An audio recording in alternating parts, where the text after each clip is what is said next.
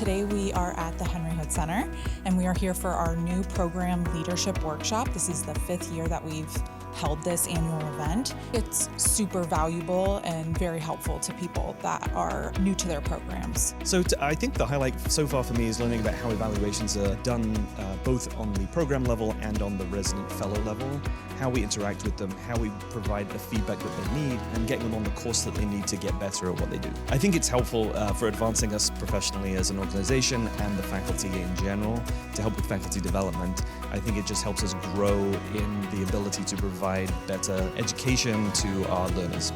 I'm just very fortunate to be a part of a great community. Everyone here really helps you with everything. If you have any questions, they're always willing to help you. So I'm very fortunate to be a part of this team and get to know everybody here.